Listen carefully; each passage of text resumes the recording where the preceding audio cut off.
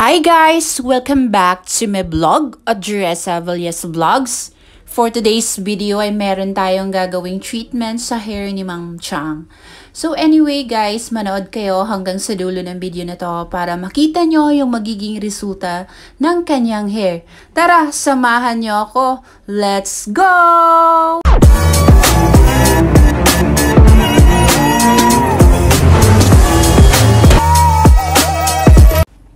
Isang buhok nga naman yung aayusin natin for today's video.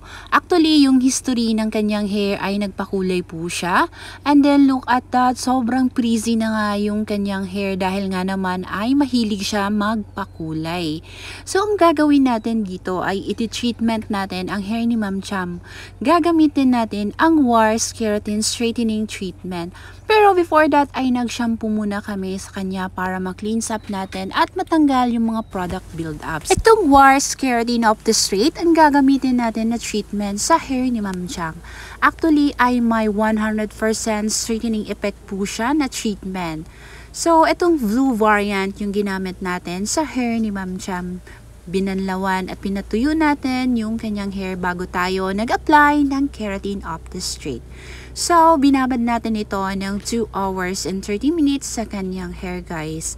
So, bawal po siya na isagad sa anit dahil magkakaroon ng scalp irritation at magkakaroon ng itchiness kapag ilalagay ito sa ating scalp. So, mag-ingat-ingat po kayo dahil bawal po talaga. And then, after blower na natin ng step-by-step process, ay nag-proceed na tayo dito sa pag-hair iron.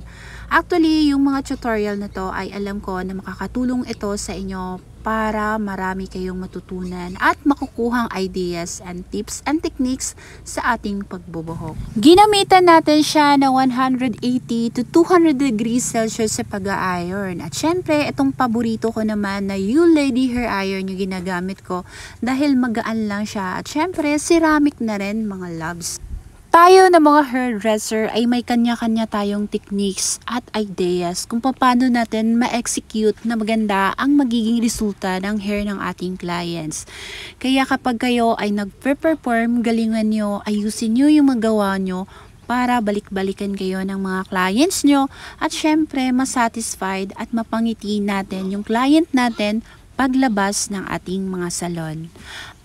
Alam ko, isa lang ang layunin natin para kumita, para masatisfied yung client, para mapasaya natin ang client. And syempre, tayo na hairdresser ay masaya tayo kapag nakikita natin na maganda at maayos ang magiging resulta ng mga gawa natin.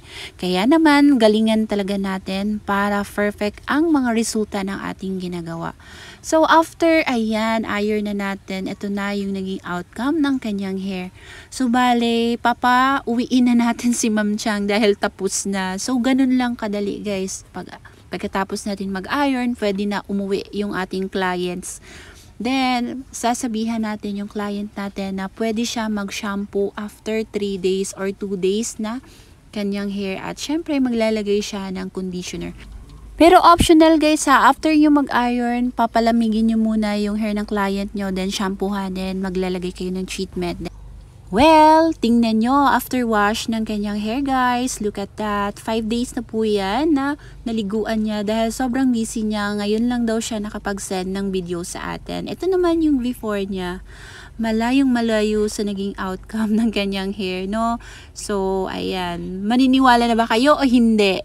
So, anyway, bahala na kayo kung hindi kayo maniwala. Basta ako, pinapakita ko sa inyo yung mga feedback at mga naging resulta ng ating mga gawa. Kayo na lang din bahala mag-judge kung naging maayos pa yung pagkagawa natin. Pero sobrang happy rin ako dahil hindi ko akalain na magiging ganyan yung magiging resulta ng kanyang hair. Diba? Dahil nga sobrang frizzy na nga yung dulo niya at yung kulay niya talaga grabe, no? So anyway, thank you for watching and God bless you all. Bye!